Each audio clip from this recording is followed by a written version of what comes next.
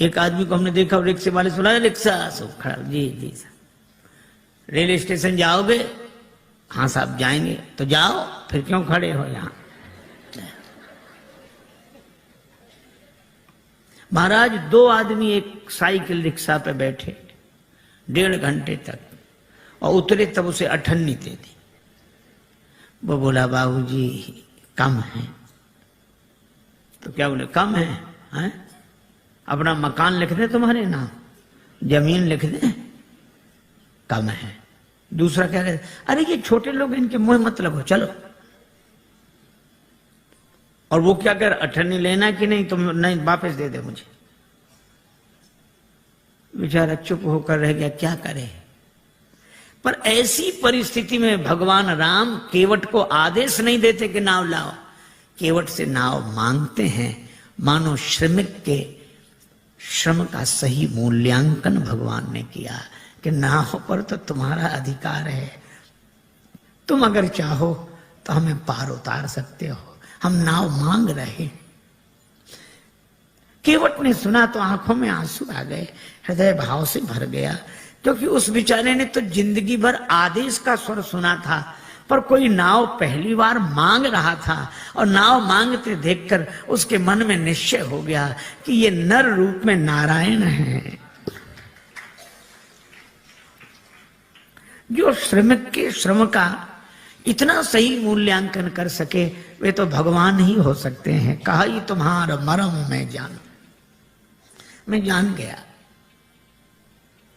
भगवान कहते नाव इधर लाओ, केवट उधर ले गया। भगवान ने कहा इधर ले आओ, नहीं लाऊंगा, मैं जानता हूं आपके बारे में अच्छी तरह। अब भगवान को तो हंसी लगी, लक्ष्मण जी को बड़ा बुरा लगा। श्री जानकी जी भी चुप। अच्छा बोलो, राम जी की जगह दूसरा कोई होता तो बड़ा दुखी होता कि आज ऐसे दिन भी आ गए, केवट नाव नहीं ला रहा है। दूसरा कोई होता तो ये सोचता कोई बात नहीं, दिन खराब है, समय की बात है, अच्छे दिन आने दो, सबसे पहले तुम्ही को देखेंगे। पर भगवान हंस रहे, बेहसे करुणाएं। गम को सहने में भी कुदरत ने मजा रखा है। एक कवि ने कहा कि दिल दे तो इस मिजाज का परवरदिगार दे, जो रंज की भी घड़ियां खुशी से गुजार दे। भगवान मुस्कुरा रहे हैं, केवट नाव के लिए मना कर रहा है। एक महात्मा से किसी ने कहा कि हम बहुत परेशान रहते हैं और परेशानी से मुक्त होने का उपाय बताओ। महात्मा बोले शान से परे हो जाओ, परेशान रहोगे ही नहीं। ये परेशान तो शान ही किए है, हमें मना कर दिया, हमको हमको हमको, और हमारे लिए तो हम ही परेशान किए हैं। भगवान मुस्कुरा रहे हैं। और केवट क्या कह रहा, हम आपके बारे में अच्छी तरह जानते हैं। ये जानना तो वैसे हुआ, एक अध्यापक ने अपने विद्यार्थी से कहा कि तुम्हारे पिताजी 5,000 रुपए हमसे उधार लें 3 रुपए प्रति सैकड़ा ब्याज की दर से, तो 6 महीने बाद कितना लौटाएंगे, हिसाब लगाकर बताओ। सो विद्यार्थी बोला सर 1 नया पैसा नहीं। तो अध्यापक ने कान पकड़ के तमाचा लगाया, बोले क्यों रे, तू हिसाब नहीं जानता, गणित नहीं जानता?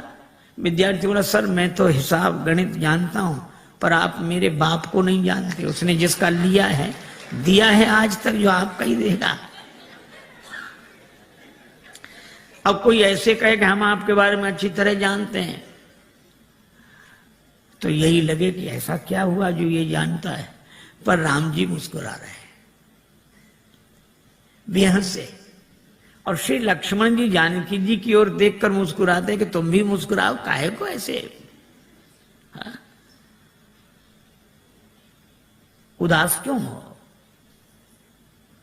भगवान ने लक्ष्मण जी से कहा कि लक्ष्मण, ऐसा विचित्र भक्त देखा जिसे मैं बुलाऊं और ना आवे। लक्ष्मण जी तो मौके की तलाश में थे, खींच रहे थे। लक्ष्मण जी ने कहा कि प्रभु आपके जितने भक्त होते सब ऐसे ही होते, जो आपका कहना न माने वही आपके भक्त। भगवान ने कहा यही विचित्र भक्त है, दूसरा कौन? का दूसरे सुमंत जी। सुमंत जी रथ में बैठे, ये नाव में बैठा है। सुमंत जी को भेजते हो कि अयोध्या जाओ, और केवट को बुलाते हो कि नाव लेकर आओ। तो जिसे भेजते हो वो जाता नहीं, और जिसे बुलाते हो वो आता नहीं है। न ये कहना माने न वो कहना माने। और लक्ष्मण जी के इस व्यंग पर जानकी माता भी मुस्कुराई, राम जी को भी हंसी आई। पर राम जी ने कहा, लक्ष्मण, किसी दुकानदार का सगुन सवेरे सवेरे बिगड़ जाए, उधार मांगने वाला आ जाए, तो बेचारा क्या सोचता है कि कहां से कहां तुम सवेरे सवेरे आ गए, अब दिन भर उधारी का ही सामना करना पड़ेगा, सगुन बिगड़ गया। तो भगवान श्री राम जी ने कहा कि लक्ष्मण, इसी तरह मेरी यात्रा का सगुन बिगड़ गया। जब मैं चला तो वनवास केवल मेरे लिए हुआ था। 14 वर्ष राम वनवासी। लक्ष्मण तुम्हारा भी वनवास नहीं था, श्री सीता जी का भी वनवास नहीं था। तो मैंने तुम दोनों को मना किया कि नहीं कि हमारे साथ वन मत चलो? दोनों बोले हाँ किया तो था। राम जी बोले तो फिर आप दोनों ने हमारा कहना माना? दोनों बोले नहीं माना। राम जी बोले हम तभी समझ गए थे कि जब यात्रा के शुरू में ही हाल है, जब अपने घर के ही लोग कहना नहीं मान रहे तो आगे जितने मिलेंगे सब ऐसे ही मिलेंगे। पर भगवान ने कहा कि श्री लक्ष्मण और श्री जानकी जी से कि आप दोनों ने कहना इसलिए नहीं माना क्योंकि मेरे प्रति प्रेम है, प्रेम के कारण कहना नहीं माना। तो मुझे लगता है कि केवट भी प्रेमी ही होगा, वो भी कहना नहीं मान रहा है। लक्ष्मण जी ने कहा इसमें प्रेम तो दिख नहीं रहा है। भगवान ने कहा केवट के जीवन में प्रेम का दर्शन है, प्रेम का प्रदर्शन नहीं है। जैसे हम लोगों का होता है, जो मिले उसी से, अरे आप तो हमें प्राणों से अधिक प्रिय हो। सच कह रहे हैं, प्राणों से अधिक प्रिय। और एक से नहीं कहेंगे, दूसरे से कहेंगे थोड़ी देर बाद फिर, अरे भैया प्राणों से ज्यादा प्रिय हो। दिन में 10-20 से कह देते प्राणों से अधिक प्रिय हो। ये तो भगवान की बड़ी कृपा है कि प्राण ये सुनकर नाराज नहीं होते। नहीं कहीं प्राण नाराज हो जाए कि हमसे ज्यादा प्रिय है तो इन्हीं को रखो, अब हम जा रहे हैं, कोई नहीं कहेगा। केवट के जीवन में प्रेम का दर्शन है। लक्ष्मण जी ने कहा कि महाराज इसका प्रेम तो आप ही समझो। अच्छा केवट क्या सोच रहा है? केवट जान गया है कि आप भगवान हैं, पर केवट कहता है कि आपको कोई रोक नहीं सका। जनकपुर वाले जनकपुर में नहीं रोक सके, आप अयोध्या आ गए। अयोध्या वाले अयोध्या में नहीं रोक सके, आप श्रृंगवेरपुर आ गए। और श्रृंगवेरपुर के राजा श्रृंगवेरपुर में नहीं रोक सके, आप गंगा जी किनारे आ गए। और अगर मैं भी आपको नाव में बिठाकर पार कर दूंगा तो फिर मेरी भी क्या हिम्मत जो मैं आपको रोक लूं। तो उपाय यही अच्छा है, न नाव लाऊंगा न पार करूंगा, अपने आप रुके रहोगे। कहा ही तुम्हारा मर्म में जाना।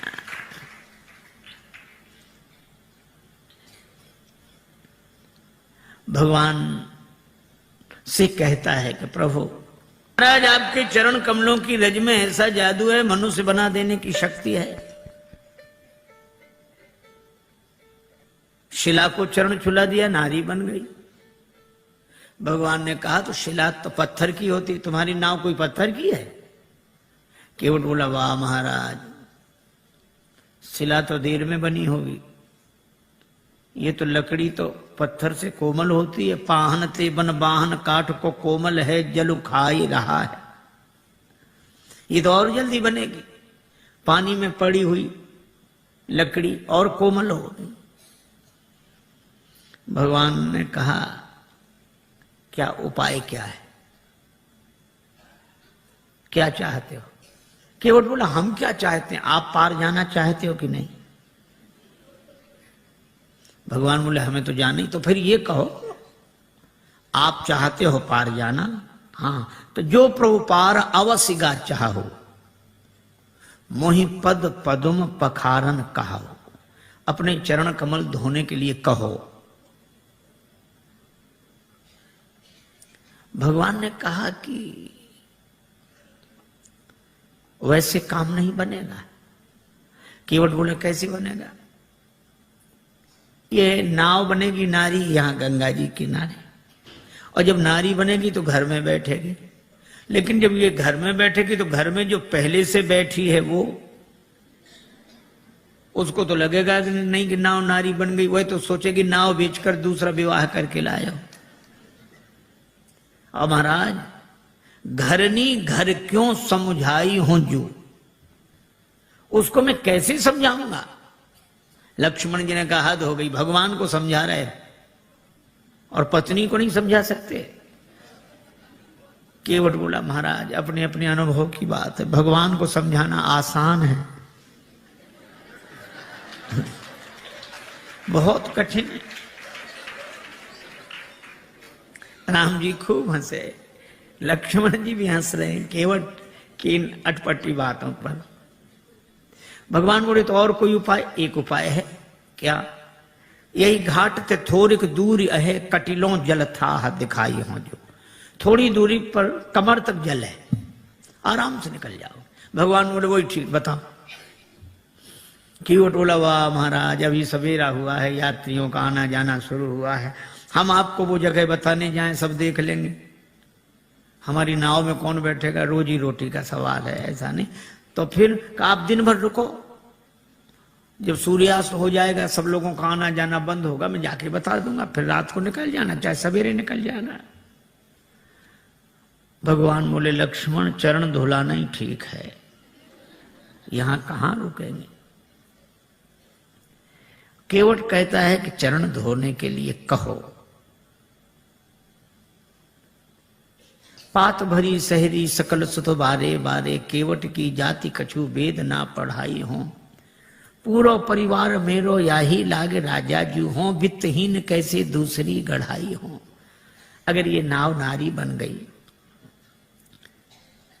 तो फिर यह भी तो सोचो महाराज, कि पूरे परिवार का पालन इसी नाव से होता है, तो परिवार का पालन करने वाला साधन तो चला जाए और घर का एक सदस्य और बढ़ जाए। महाराज कृपा करो आप। अच्छा, अब इसमें एक बड़ा तात्विक संकेत है। केवट कहता है कि नाव नारी न बने। हम लोग भी व्यवहार का काम करते हैं, दुकान चलाते हैं, व्यापार करते हैं, पैसा लेते हैं, देते हैं। श्री तुलसीदास जी कहते हैं कि सब करो, कोई बात नहीं। केवट भी यही करता है, धंधा करता है, यात्रियों को बिठाता है, उस पार ले जाता है, पैसा लेता है। लेकिन इस केवट की सबसे बड़ी विशेषता एक है कि यह नाव तो चलाता है, लेकिन नाव गंगा जी में चलाता है। और गंगा जी क्या है? का राम भक्ति जहां सुरसरी धारा। इसी तरह हम दुकान व्यापार आदि सब करें, लेकिन भक्ति की भाव धारा से जुड़कर करें। यही केवट प्रसंग का संकेत है। भगवान ने कहा अगर तुम्हारी नाव नारी बन गई तो पार करने वाली खुद पार हो जाएगी, जड़त्व से मुक्त हो जाएगी। केवट बोला सो तो ठीक है, लेकिन नाव नारी बनेगी तो घर में बैठेगी। और इसका अर्थ कि मेरी बुद्धि अगर चैतन्य हो गई तो आत्मन्यो आत्मना तुष्टा के भाव से घर में बैठेगी, तो भक्ति की गंगा जी तो छूट जाएंगी। प्रभु मैं ऐसी मुक्ति नहीं चाहता जो भक्ति की गंगा जी से दूर कर दे।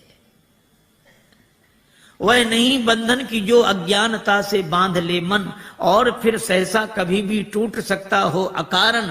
मुक्ति छू पाए न जिसको मैं उसे बंधन कहूंगा, जो मरण को जन्म समझे मैं उसे जीवन कहूंगा। महाराज मुझे मुक्ति नहीं चाहिए, और आपके चरणों की रज मुक्त कर देने वाली है, तो इस मुक्त कर देने वाली धूल को ही धो डालूंगा। काहे से धोगे? गंगा जल से। और कितना बढ़िया संकेत है कि इस मुक्त करने वाली रज अर्थात रजोगुण जन्य कामना को भक्ति के भाव जल से धो डालूंगा। मुक्ति नहीं चाहिए, सगुण उपासक मोक्ष न लें। भगवान ने कहा तो फिर धो लो चरण, क्या दिक्कत है? केवट बोला ऐसे नहीं धोऊंगा, कहोगे तब धोऊंगा। मोहि पद पदुम पखारन कहाहु कहो। श्री राम जी ने कहा कि काहे को इतनी जिद कर रहे हो? अरे बहुत लोगों ने हमारे चरण हमसे बिना पूछे धो लिए, हमने मना थोड़े ही किया। तुम भी धोगे तो मना थोड़े ही करेंगे, पर कहलाते क्यों हो? और फिर हमको संकोच होता, हम कैसे कहें कि हमारे चरण धो लो? अरे किसी श्रद्धे के प्रति किसी की श्रद्धा है तो चरण छू ले, पर ऐसा कौन श्रद्धे होगा जो अपने चरण फैला कह के चलो छुओ? ऐसा तो वही कह सकता जिसका शर्म से कोई संबंध ना हो। अब भगवान कैसे कह देंगे हमारे चरण धो? और केवट कहता कहोगे तभी धोएंगे। तो भगवान ने बिना कहा कि बिना पूछे धो लो। बहुतों ने धो लिए। केवट ने कहा सुनो महाराज, जिन्होंने बिना पूछे आपके चरण धो लिए उनकी अपनी गरज रही होगी, उन्हें भाव सागर से पार जाना होगा, इसलिए उन्होंने आपके चरण आपसे बिना पूछे धो लिए। लेकिन यहां गरज मेरी नहीं, यहां गरज आपकी है। मुझे पार नहीं जाना, पार आपको जाना है। इसलिए अगर पार जाना हो तो कहो कि हमारे चरण धोकर हमें पार कर दो। भगवान मुस्कुराए कि केवट सब कुछ पाए ले रहा है, पर इतना चतुर है एहसान रत्ती भर नहीं। आपकी गरज है, कहना हो कहो। लक्ष्मण जी बोले अगर चरण धुला लें तो? लक्ष्मण जी बोले सुन, पहली बात सुन, भगवान से भी बहस कर रहा है, कहीं भगवान नाराज हो गए तो वापिस चले जाएंगे। केवट बोला नहीं जाएंगे। कहा ही तुम्हारा मरम में जाना। श्री जानकी जी भी साथ आई हैं, और मरम शब्द का एक ही अर्थ है, रकार रामचंद्र हैं, मकार मातु जानकी। तो ये रकार रूपी राम जी मकार से घिरे हुए हैं, अर्थात श्री जानकी जी की कृपा के कारण आए हैं, और जानकी जी उपस्थित हैं तो श्री राम लौट नहीं सकते, वो तो कल्याण करके ही जाएंगे। अच्छा सो तो ठीक है। भगवान बोले अगर चरण धुला लें तो? केवट बोला चरण धुला लो तो कोई हम पर एहसान करोगे? औरों से उतराई लेता हूं, आपसे नहीं लूंगा। नहीं लोगे ना? पद कमल धोए चढ़ाई नाव, ननाथ उतराई चहो।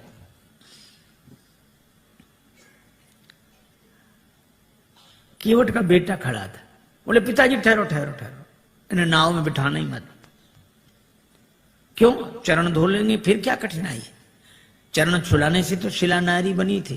केवट का बेटा बोला इनके हाथों से भी खतरा है। चरण इन्होंने शिला को छुलाए थे, हाथ इन्होंने धनुष को छुलाए थे।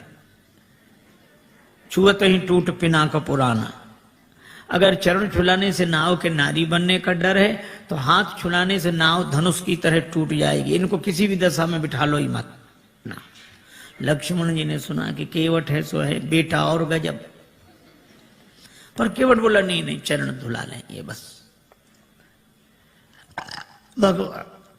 भगवान से केवट कहता है उतराई नहीं लूंगा। भगवान ने कहा उतराई क्यों नहीं लोगे? केवट बोला आपके पास देने को होगा क्या? बनवासी बने घूम रहे हो। तो जो बात आप बाद में कहोगे तो हम पहले ही कहे दे रहे हैं कि उतराई नहीं लेंगे। अच्छा नहीं लोगे उतराई, इसका प्रमाण क्या है? सबूत क्या है? केवट बोला मोहे राम रावरी आन दशरथ शपथ सब सांची कहूं। राम जी आपकी सौगंध, महाराज दशरथ की सौगंध, सही सही कह रहा हूं। श्री लक्ष्मण जी को लगा कि भगवान ने शीलवश जितनी ढील इसे दे दी है,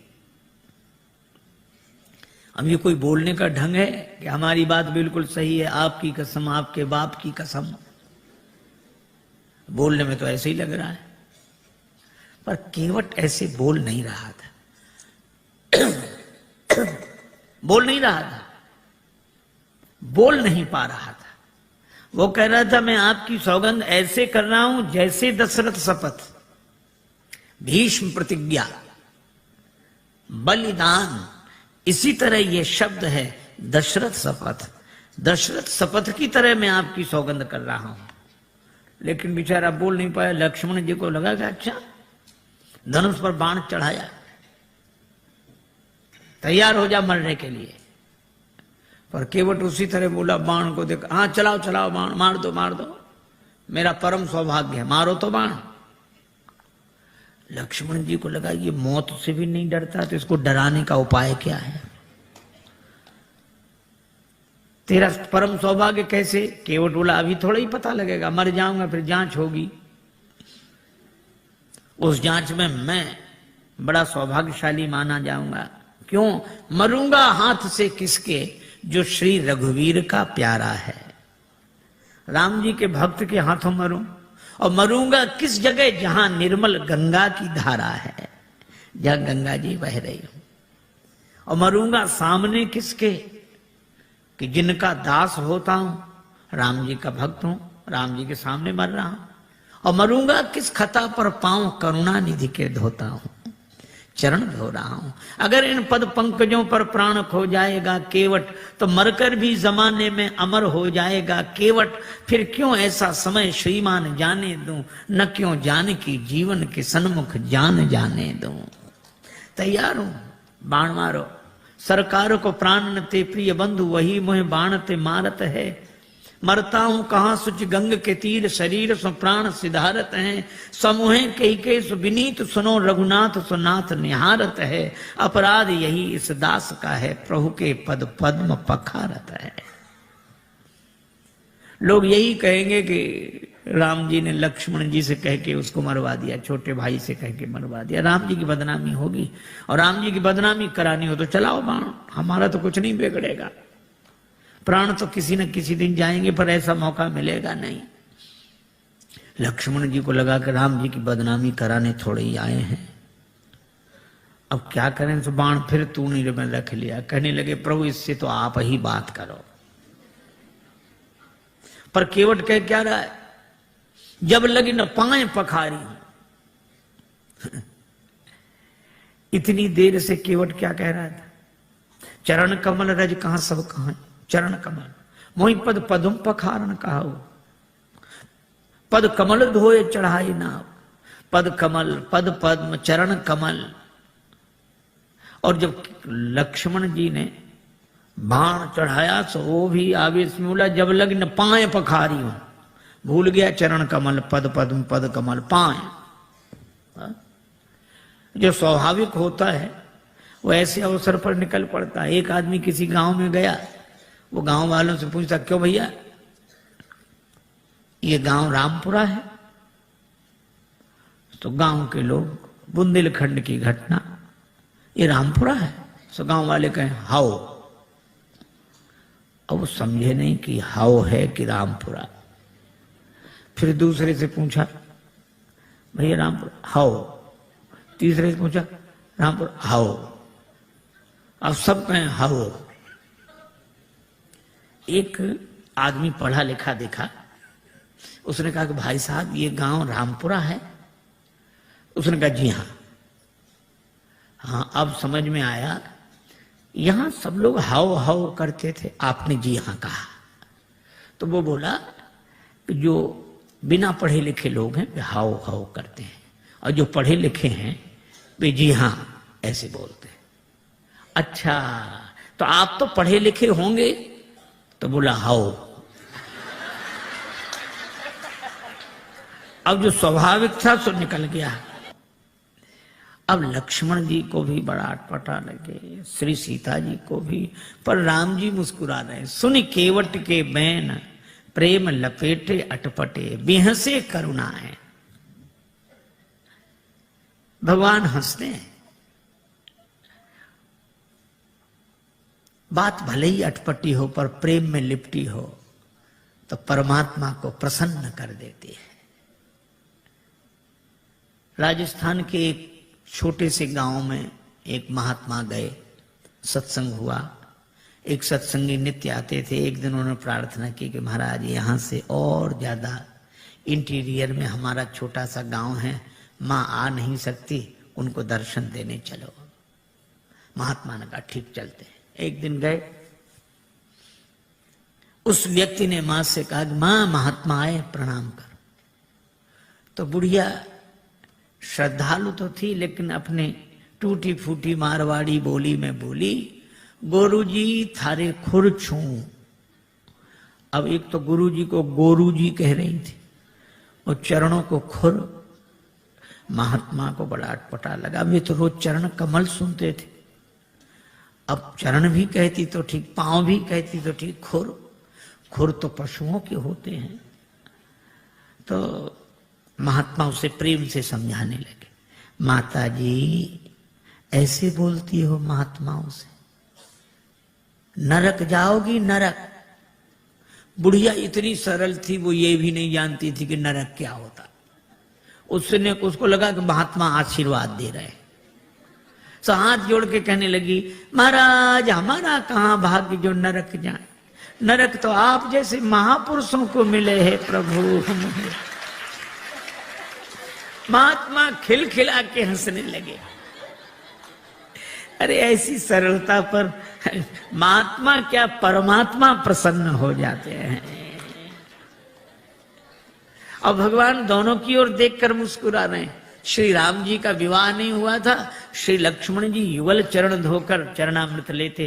विवाह हुआ तो बायां चरण श्री किशोरी जी, दायां चरण लक्ष्मण जी धोकर चरणामृत लेते थे। पर आज केवट न दायां की बात करा न बाएं की, मोहि पद पदुम पखारन कहो। तो भगवान मुस्कुरा कर देखते हैं कि तुम दोनों का अधिकार जा रहा है, बेहसे करुणायन। और केवट की मांग की चौपाई एक ही, बहाने से भी बात नहीं बनी। एक के घर मेहमान आया, जाने का नाम ना ले, दोपहर का तो भोजन करा दिया, वो इतना कृपण शाम का भोजन न कराए, लेकिन मना कैसे करे। बेटे से बोला मेहमान के पास जब बैठे हो तब आकर पूछना शाम के भोजन के लिए। बेटे ने कहा पिताजी शाम को भोजन क्या बने। तो पिता मेहमान के बगल में बैठा था। पिता कहने लगे शाम को फिर भोजन, अभी मेहमान के साथ तो हमने भोजन किया ही था, अब शाम को फिर भोजन करें, हम कोई राक्षस हैं? मेहमान से पूछ लो, मतलब मेहमान भोजन करे तो राक्षस। बेचारे मेहमान ने भी कह दिया कि नहीं ठीक है, हो गया। बहाने में लोग बड़े चतुर। एक महात्मा किसी वृद्धा माता के यहाँ भोजन को गए, मैया ने सब भोजन परोस दिया, पंखा लेके बैठ गई, थाली में पीछे पापड़ रखे थे, पापड़ परोसना भूल गई। अब महात्मा का मन पापड़ पे जाए बार बार। मन का ये स्वभाव है, जो करोड़ों की चीज मिली हो तो उसे 2 कौड़ी की लगती है, 2 कौड़ी की चीज ना मिले तो करोड़ों की लगती है। उधर ही देखे, लेकिन मांगने में शर्म भी लगे और बुढ़िया को याद ना आवे। सो महात्मा बोले मैया भगवान की बड़ी कृपा, आज जो आपका दर्शन हो गया। क्यों? रास्ते में बड़ा लंबा सांप मिला। सांप? हाँ लंबा था बहुत। कितना लंबा महाराज? यहां से वो पापड़ की थाली रखी। बुढ़िया बोले अरे महाराज पापड़ परोसना तो मैं भूल गई। महात्मा बोले हम तो बता रहे थे कि सांप कितना लंबा था। तो कई बार बहाने से भी बात बन जाती, युक्ति से बना लेना चाहिए, लेकिन कई बार बहाने से भी बात नहीं बनती। एक के घर मेहमान आए जाए नहीं, और बेचारा घर वाला संकोची कुछ कहे नहीं। 5-7 दिन हो गए। एक दिन पति पत्नी से बोला कि देवी ये मेहमान तो जाता ही नहीं, कोई उपाय। पत्नी बोली और खिलाओ पिलाओ और सम्मान करो, काहे को जाएगा वो। देखो देखो ये व्यंग मत करो, तो उपाय बताओ। पत्नी बोली उपाय तो है 3 मर्ज, उपाय 1, बुखार हो जुखाम हो मेहमान हो, ज्वर जुखाम और पाहुना। ज्वर जुखाम और पाहुना इनका एक उपाय, लंघन दे दो तान के फिर न वापस आए। लंघन दे दो बुखार नहीं आएगा, लंघन दे दो जुकाम नहीं आएगा, लंघन दे दो मेहमान नहीं आएगा। हाँ ये बात तो ठीक है, लेकिन अब हम लोग भोजन बनाएं उसे ना दें तो एक दिन ना बनाओ। तो नहीं बनाने का तो कोई कारण होगा। झगड़ा, हम लोगों में झगड़ा होते नहीं, झूठा ही झगड़ा कर लो। अब बाहर वाले कमरे में मेहमान बैठा, भीतर जोर जोर से इन्होंने झगड़ा करना शुरू किया। पति ने डांटना शुरू किया और पत्नी ने, वो जब तक तो मुझे डांटते रहते और आज और ये आज भोजन ही नहीं बनाऊंगी मैं। पति बोला बनाना ही मत। मैं कोई मर नहीं जाऊंगा एक दिन भूखे। अब जो झगड़ा शुरू हुआ और मेहमान ने सुना कि आज इन्हीं को नहीं मिल रहा है, तो उसने अपना थैला उठाया गया। पत्नी ने देखा कि गया, पति ने देखा गया। तो पति बोला आप काहे को रो रही हो, हमने कोई सच्चा डांटा था, हमने तो झूठा डांटा था। तो पत्नी मुस्कुरा कर बोली मैं कोई सचमुच रो रही हूं, मैं तो झूठे ही रो रही हूं। लेकिन आश्चर्य, तब तक मेहमान भीतर, हम कोई सच्चे गए थे, हम भी तो झूठे ही गए थे। कई बार प्रयास करने पर भी काम नहीं बनता। भगवान ने बड़ा प्रयास किया पर केवट बोला साफ साफ कहो, प्रभु धो लो। प्रेम पराधीन प्रभु की यह अभय वाणी सुनकर केवट गया, कठौते में जल भर लाया। आहा, उस दृश्य को आप देखें। कठौता एक और रख दिया, बाईं हथेली आगे बढ़ाई, श्री राघवेंद्र का दायां चरण रखा और कठौते से जल छोड़ दिया, लगा धोने। मन में तो यही भाव है कि वही चरण जिन चरणन ते निकसी सुरसरी, बड़े भाव से चरण धो रहा लेकिन पता नहीं लगने दे रहा। श्री लक्ष्मण जी ने कहा कि अच्छा केवट, बड़े भाव के कारण चरण धो रहे हो? केवट बोला नहीं नहीं सरकार, हम तो नाव के कारण चरण धो रहे हैं, भाव के कारण नहीं। भगवान एक पांव से खड़े हैं, केवट बैठा, देवता भी आश्चर्य कर रहे हैं कि ऐसे भक्त तो देखे जो भगवान के सामने एक पांव से खड़े रहे, पर ऐसा भक्त नहीं देखा जिसके सामने भगवान ही एक पांव से खड़े रहे। बड़ी देर हो गई, भगवान ने कहा केवट चरण धुल गए? केवट बोला हाँ महाराज धुला तो, लेकिन तब तक भगवान ने चरण नीचे रख दिया। केवट बोला गड़बड़ी कर दी, चरण गीला था, पहुंच तो लेने देते मेरी इस फटी दुपटी से, आपने पहुंचने नहीं दिया, गीला चरण धरती में रखा, धूल लग गई, दोबारा धोना पड़ेगा। लक्ष्मण जी बोले हो चुके पार, चरण तो गीला रहेगा ही, इसमें धूल लगे इसे धुलाओ, उसमें लगे तो उसे धुलाओ, पर चरण ही धुलाते रहो, कभी दाया कभी बाया कभी। भगवान ने कहा रुको रुको, केवट से पूछने दो। केवट हम कब तक ऐसे ही खड़े रहे? केवट बोला सुनो सरकार, गौतम तीयतारण अधम उदाहरण है, प्रेम से पगों को पखारन मोह दीजिए, और धोए चरण को बिनु पहुंचे धरनी में धरो, लागी रज फेर भ्रम दुगुन ना कीजिए। दोबारा मेरे भ्रम को उत्पन्न न करें। रेखन में जड़े कण केते देख देख धोऊं। भगवान बोले हम एक पांव से कब तक खड़े रहें? आप एक पगते खड़े याते न कीजिए। जिन विचार जो एक ही पांव होता वे भी तो किसी का सहारा लेकर खड़े रहते हैं, वृक्ष का, डाली का, किसी आदमी का, लाठी का। भगवान बोले यहां कोई सहारा हो तो बताओ। केवट बोला है, चाहो अवलंब तो विनीत जू, विलंब बिनु नाथ मेरे माथ पे सो हाथ धर लीजिए।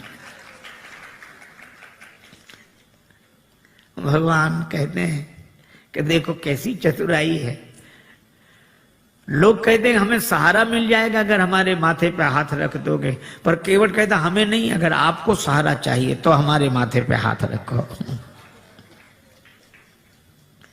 भगवान ने केवट के माथे पर हाथ रखा तो बरस सुमन सुर सकल सिहाही, यही सम पुण्य पुंज को नाही। चरण धुले। भगवान ने कहा भैया चरण तो धुल गए, हाँ तो अब पार करो। केवट बोला अभी नहीं, आपके लिए घाट का नियम थोड़ा ही तोड़ दूंगा। नियम क्या है? जो पहले आते हैं उन्हें पहले पार करता हूं, बाद वालों को बाद में। भगवान ने कहा तो हम ही तो आए यहां पहले, और पहले से कौन है जो पार ना हुआ हो? हमें तो नहीं दिखाई दे रहा।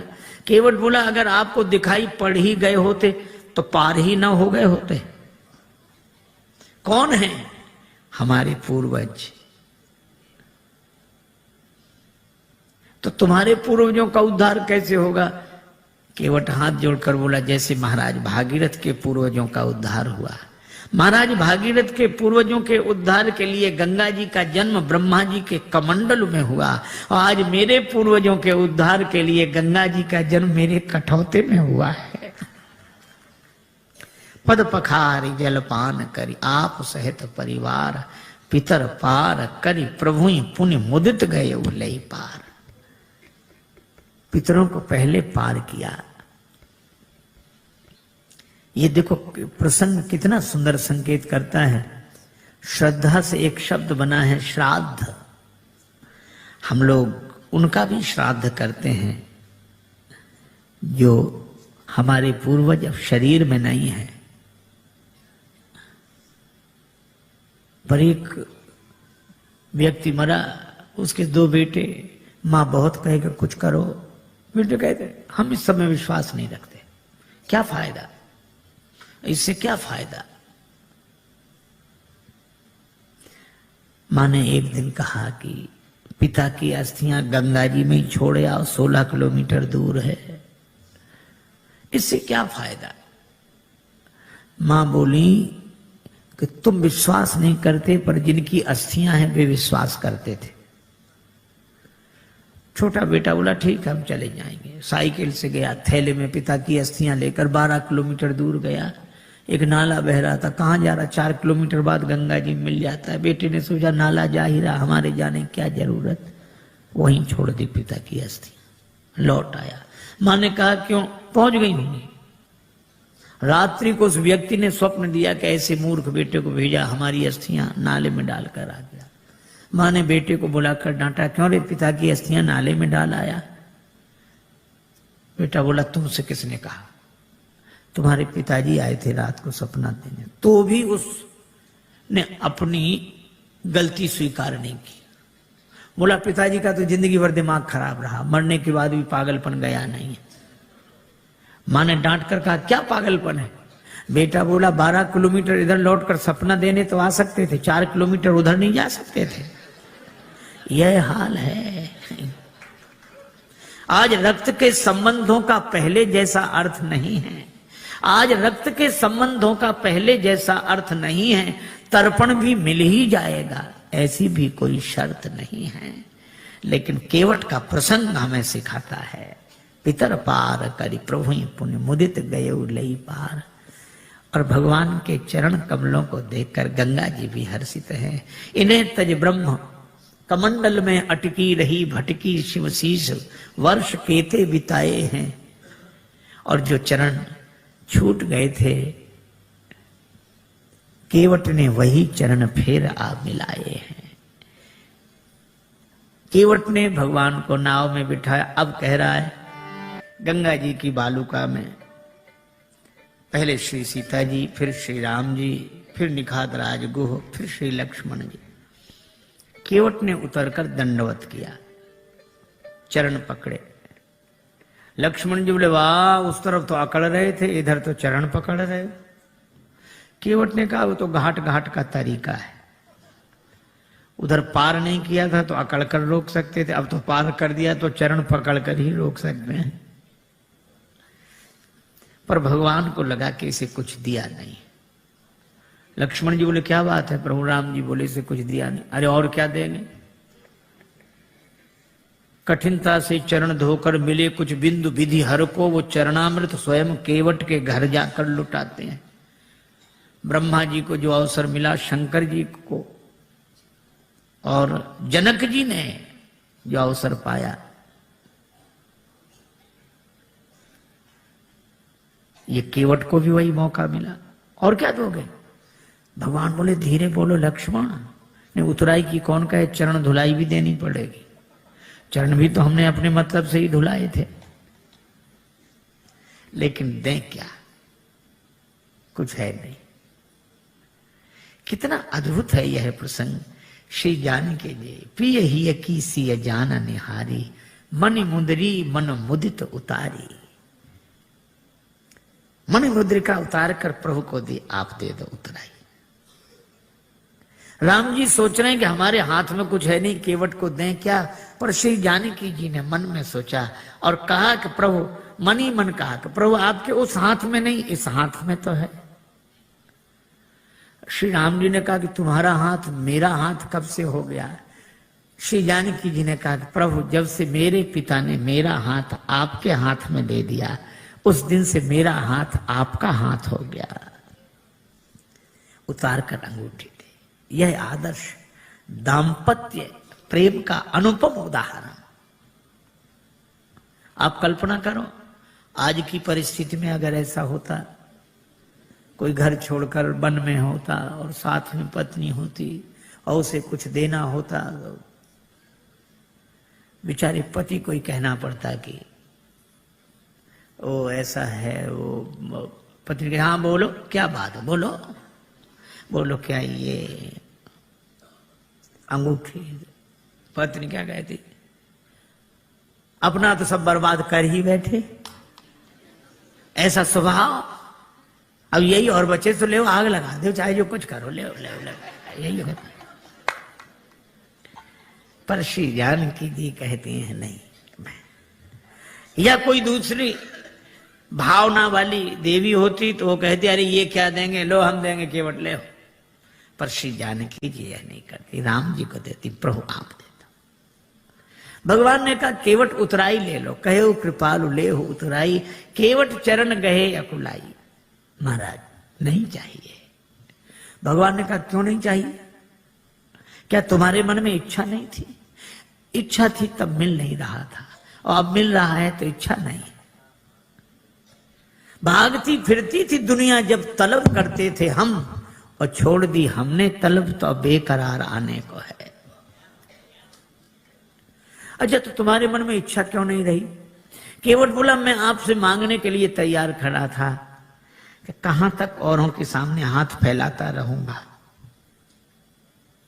राम जी से मांगूंगा तो फिर और किसी से मांगना नहीं पड़ेगा। मैं आपसे मांगने के लिए तैयार खड़ा था। भगवान ने कहा फिर हम बिना मांगे अंगूठी दे रहे हैं, क्यों नहीं दे रहे हो? केवट बोला मेरा विचार बदल गया। कहा क्यों? आपने आते ही नाव मांगी नाव। केवट बोला ये सुनते ही मेरा विचार बदल गया कि जो मुझसे ही मांग रहा हो अब मैं उससे क्या मांगू। वह तो बहुत बड़ा है जिससे आप कुछ मांगते हो, लेकिन दीन बंधु वह कितना बड़ा है? वह तो बहुत बड़ा है जिसे आप कुछ देते हो, पर वो कितना बड़ा जिससे आप भी कुछ मांगते हो। मांग कर बड़ा बना दिया है, दे दोगे तो छोटा बन जाऊंगा, बड़ा ही रहने दो। नहीं, भगवान ने कहा ये देने लेने की बात क्या, मजदूरी दे रहे हैं हम तो। केवट ने कहा मजदूरी हम उनसे लेते हैं जिन्हें हम पार करते हैं, जिन्हें हम पार करते हैं उनसे मजदूरी लेते हैं।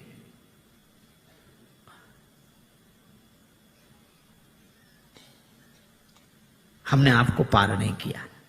श्री राम जी बोले पार नहीं किया तो हम पार आए कैसे? केवट बोला यही तो हम पूछ रहे हैं, कैसे आए? भगवान बोले नाव से आए। केवट बोला नैया से आए। हाँ, ये नैया किसकी थी? केवट तुम्हारी। केवट बोला यही तो हम कह रहे हैं कि नैया तो हमारी ही पार लगी है, आप पार होने के लिए नहीं आए थे, हमारी नैया पार लगाने के लिए आए थे। आपने चरण रख दिया तो हमारी नैया पार लग गई। उतराई तो हमें देनी चाहिए, दे नहीं सकते तो ले कैसे लें? इसलिए प्रभु नहीं चाहिए। भगवान ने कहा कर ले लो। केवट बोला कि प्रभु वैसे भी नहीं ले सकते, हमारी आपकी बिरादरी एक है, हम लोग सगे भाई हैं। भगवान ने लक्ष्मण जी की तरफ देखा कि सुन रहे। लक्ष्मण जी बोले अभी क्या और मोह लगाओ भाई, पता नहीं क्या क्या बनेगा वो अभी। भगवान ने कहा लक्ष्मण अभी पूछते हैं। केवट से कहा कैसे भाई? केवट ने कहा कि मैं गंगा तट का माझी हूं, तुम भवसागर के केवट हो। मैं इस भव सरिता के तीर में हूं, मैं इस सुरसरी के तीर में हूं, तुम उस भव सरिता के तट हो। आपका भी काम पार करना, मेरा काम भी पार करना। तो मजदूर कहीं मजदूरों से मजदूरी लेते हैं भैया, मल्लाह कहीं मल्लाहों से मल्लाही लेते हैं भैया। भगवान बोले तो हम किसी का कर्ज नहीं रखते। केवट बोला हमारा रख लो। क्यों? चुकाने दोबारा तो आ जाओगे। भगवान बोले हम ना आए तो? केवट बोला हम वसूल करने आ जाएंगे। कहां वसूल करने आओगे? केवट ने कहा अपने को ऋणी समझते हो तो ऋण तुम वहीं चुका देना। मैंने तुमको है पार किया, तुम मुझको पार लगा देना। मैंने पार किया, उतराई नहीं ली। प्रभु आप भी पार कर देना। मेरे पास उतराई देने के लिए क्या होगा? भगवान का सो तो होगा ही, लेकिन ले लो। केवट बोला आज मुझे क्या नहीं मिल गया नाथ, आज मैं कहा ना पावा, मिटे दोष दुख दारिद्र दावा। दोष मिट गया, मेरे पितरों का उद्धार हो गया, तो पितृ दोष मिट गया। आप मेरी अटपटी बात सुनकर मुस्कुराने लगे तो मेरा दुख मिट गया, और आपने मुझसे नाव मांगी तो मेरी दरिद्रता मिट गई। सचमुच ये निराले भक्त होते हैं जो कुछ नहीं मानते। श्री बिंदु जी महाराज ने लिखा है, इश्क एक तरफा में यूं मशरूर हो जाऊंगा मैं, श्याम तुम होगे क्षमा काफूर हो जाऊंगा मैं। और मैं अगर मांगू जो तुमसे, मुझको तुम देना न कुछ, वरना फिर प्रेमी नहीं मजदूर हो जाऊंगा मैं अगर देखूं तो देखूं, मैं अगर चाहूं तो चाहूं, तुम ना मुझको चाहना। तुमने अगर चाहा तो फिर मगरूर हो जाऊंगा मैं अगर देखूं तो देखूं, तुम ना मुझको देखना। तुमने अगर देखा तो फिर मशहूर हो जाऊंगा मैं। और मैं अगर तड़पूं तो दृग से बिंदु टपकाना ना तुम, वरना आंखों से तुम्हारे दूर हो जाऊंगा मैं।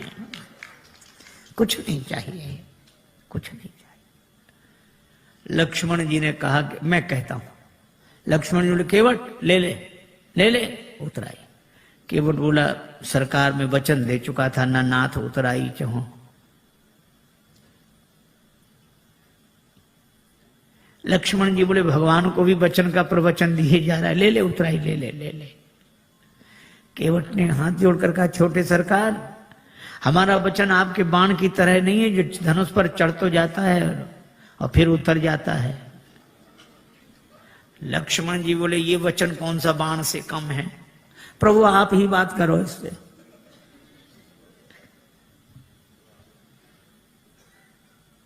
श्री जानकी जी ने कहा कि प्रभु हमारी ओर से कह दो। बहुत कीन प्रभु लखन सिय। श्री जानकी जी की ओर से राम जी ने कहा कि केवट उतराई ले लो। श्री किशोरी जी की अंगूठी है उनकी ओर से। अब तो हंसते रहने वाला, हंसाते रहने वाला केवट भावुक हो गया, नेत्र भर आए, हाथ जोड़कर बोला प्रभु मैंने आपको पार बाद में किया है, पहले आपके चरण धोए, और मुझसे पहले भी आपके चरण किसी ने धोए थे, महाराज जनक ने। और महाराज जनक ने आपके चरण धोकर अपनी बेटी जानकी आपको अर्पित कर दी। मैं कैसा चरण धोने वाला जो उसी बेटी की अंगूठी उतराई में ले लूं? मैं दे नहीं सकता तो ले कैसे लूं? केवट के आंसू भर आए और श्री जानकी जी को गंगा जी किनारे भी अपनी मिथिला याद आ गई। भगवान ने कहा केवट तुम कुछ नहीं लेते तो मुझे दे दो। प्रभु आपको क्या दूं? मुझे आज्ञा दो तो मैं जाऊं आगे। केवट ने कहा कि प्रभु इतने काम सब अटपटे उल्टे होते रहे, तो एक काम और, क्या आप ही मुझे भेज दो। क्यों?